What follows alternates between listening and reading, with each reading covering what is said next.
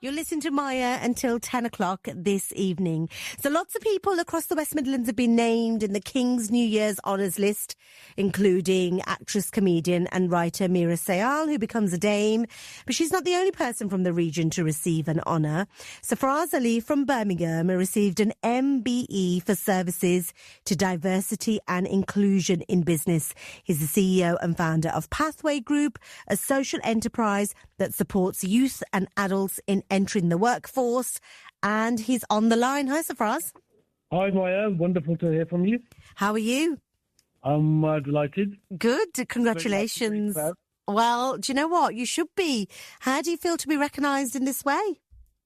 It's taken me a few days to try and digest it, understand it. I've had a huge amount of messages from people that are very dear to me, close to me, as well as people that I've not spoken to for years, childhood friends. So it's a bit of nostalgia, a bit of sort of reflective thinking, but incredibly proud for the team. Very delighted for all of us, even though it's an individual award, very proud of the fact that we've been selected and nominated and recognised. It is. It's a lovely thing. What was your reaction when you first found out? Because I know you've got to keep it quiet for a little while, don't you? Yeah, for a little while. And so I got a letter in the post to say, I've been recognised for an MBE for services for diversity and inclusion. And I wasn't sure exactly. So it's one of these things where you think, is this real? Is this happening? And there's a number at the bottom. So I did phone them and said, yeah, you know what, you have been recognised. Is this something you want to decline? Because effectively, some people don't appreciate it. And I said, no, absolutely, I'm delighted and I'm gladly accept. So yeah, absolutely, a little bit of a shock, and I had palpitations and my heart was pulsing for when I was opening the letter. Oh, it's so nice that you said people have come together that you've not heard from as well to congratulate you. That's lovely, isn't it? So your MBE is for services to diversity and inclusion in business. I mean, you have done so much, Safaraz. Where do I even begin with you? You started the Apprenticeship Awards. You founded Think Fest. You co-founded the nationwide care services and care pharmacy. You're the co-owner and MD of F5 Foster Care. I mean, my goodness me. How, there's not enough hours in the day. How? Tell me, Safaraz, how have you done all this? Maya, there is a lot there, and I speechless, aren't you? You don't know what to say. There's a lot there. I don't really think about it too much, but because it's about the team effort, and a lot of it is about, everybody has ideas and everybody has ambition. Unless you have a great team around you that actually feel part of the culture and want to develop, it's impossible. And I wrote a LinkedIn post a few days back reflecting on this, and I said, there's no such thing as a self-made person, because it's about the collective. It's about your parents' prayers, parents' du'as. It's all the opportunities that you have. And it's about who you sort of associate with, we've had dark moments where I've given up on certain things, and, it's just, you just try and carry on and do the best that you can, hopefully make a meaningful difference. And you have done that. You're right. You do so many things, and there's no way that you can do them all by yourself. So you must have a fantastic team of people that work with you as well. I mean, you guys have spent years, tackling barriers to employment. Tell me why that issue was so important for you to address. If I go back, I won't go back too far, because we've been doing this for 25 years, Maya. But the last 10 years, we've been promoting our awards.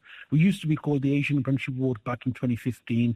At the time, I realised that there's too many of our youngsters, too many from our British Asian community that were underrepresented in terms of getting degrees and getting experience. What I found was that we were overrepresented in terms of going to university, because people do that without thinking. So a lot of our young people were going to university. A lot of our young people were also then finding themselves unemployed or underemployed. So either they've gone to university, then they found that they've got no experience, they haven't got the right qualifications, they've done the degree because there's no other choice, and then they now feel a little bit down in terms of opportunities. So the university probably wasn't the right choice for them or the best choice for them. Lack of careers advice. And also at the same time, the people that were thinking about apprenticeships, and there were a lot of apprenticeship opportunities, parents probably didn't understand it. Their immediate family didn't understand what apprenticeships were. So apprenticeships were seen as for people with second choice or no choice.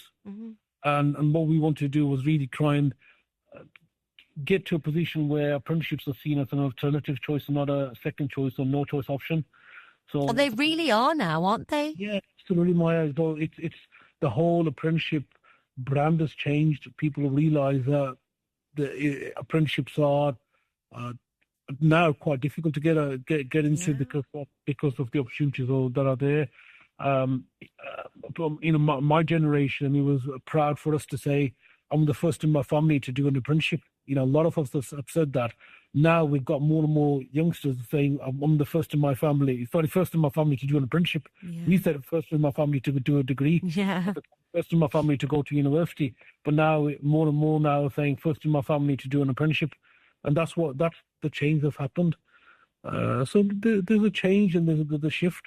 Again, the way apprenticeships were being promoted were using certain famous people.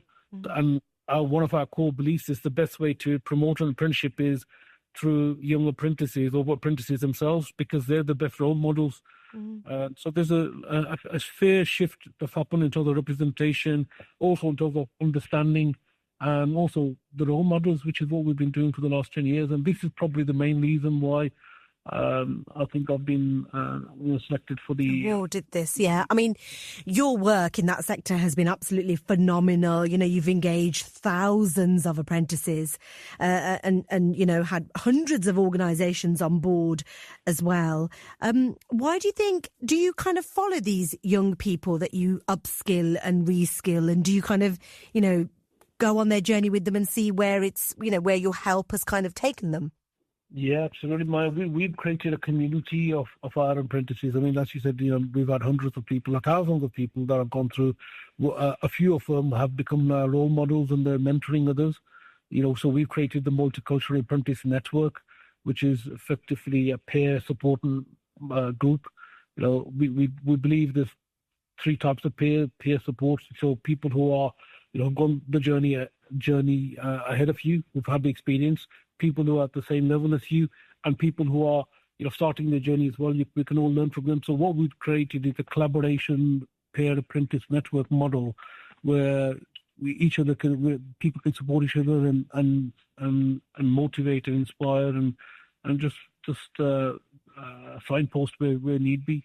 So that's something that we're quite keen on. In addition to that, we're utilising and working with these apprentices and giving them platforms on some of our other initiatives. So we have something called the Apprenticeship Branding Conference, the Festival of Apprenticeships, and many other events that we do. So we try and give them platforms and opportunities for them to speak and showcase what they've done and actually inspire other people. So that's something that we're doing as part of our ecosystem of working. I mean, Safaraz, it is really sort of so nice to hear you talking about this, because you are, at the end of the day, you run a business, a very successful business, but you do so much social care work. Tell me where that comes from? What drives you to do that? So, I mean, I started my life as in banking and financial services. My degree was in banking and financial services. I went into the whole corporate world, and I had no aspiration to become a business owner or entrepreneur. My initial thoughts were corporate work, just to sort of progress in that work. And a part of my own development, I started volunteering. And when I started volunteering, I was volunteering as a governor for one of the local colleges. I saw some opportunities for myself, really, which I didn't think of before, because I got a bug of supporting people. And what I wanted to do was have a way where I can create a business and make a difference. So, I thought about a profit with purpose concept. So what can I do, which is a business, but at the same time, it makes a difference, makes an impact. And the field that we're in is to do with that. So whether it's upskilling, it's events, it's social care, it's foster care, all of these things, we're trying to make an impact, as well as obviously run a business, which is what our ambition was. So that's the line we've gone down. And so it's called social entrepreneurship and social enterprise. It's a social enterprise type initiative. It's more like the charities or the non-government sector type organisations is trying to say there's nothing wrong with having a business or making profit, but at the same time it's all about really making a difference and wherever possible changing lives, provide the skills of work or some of the work that we're doing. And nothing wrong with that at all. I mean, we've all got to make a living. We've all got to, eat and live and the rest of it. But if you can kind of use your platform to help others, I mean, what more could you ask for? Very, very inspiring indeed. So tell me, you've got this MBE now. Yeah. How do you see your role going forward? Well, I'm hoping that it's going to help me make a bigger impact. I'm hoping people are going to think that, it's going to, again, there's nothing wrong with a bit of good publicity, because people, not everybody knows what we do, and there's more people who are asking questions and so forth. And hopefully, we can try and grow what we've got and build the ecosystems, build the network, build the community that we've got, and try and extrapolate and grow further. Really, that's hopefully the aim. Hopefully not retirement just yet. What's your message to young people, from underrepresented backgrounds, who I know you help a lot with, if they want to succeed in business, what advice would you give them? I think the network is very important in terms of the people that we cover. Our parents used to say, it's hang around with the right people and you'll get somewhere. I think that network, the support network, is vital. I think that's what it is. For myself as well, the biggest thing is about staying relevant, and it's sometimes about visibility, it's about credibility, it's about building trust. You build trust through knowledge, through skills, and having the right character. So there's a lot of ingredients that go in, and we're on a journey. We're all on a journey, whether you're young, whether you're old. It's about having the belief, the fact that we've still got a lot to give, and we want to carry on. And I think that's it, whether you're young or not so young. Yeah. Well, do you know what? Like I said before, very inspiring indeed. And you'll be going to pick up this award. I know you don't know when it is yet, in the next few months, and you might meet the king as well. Will you come back on and tell us how that meeting went? I would love to. I'm trying to persuade my missus, the wife, to actually come along with me, and she says, "Oh no, what am I going to do there?" So no, she'll have to go with you. Tell her to get a dress ready. She's going. I'm trying to get her, but it's hard work at the moment. So oh dear. I've got a few months to work on it at the moment, but hopefully we'll do. And I'll love to come back and update yourself and come into the studio next time. It would be lovely to have you here. I will love to. Boy. All right, look after yourself. Thank you for coming on and talking to us. Take care.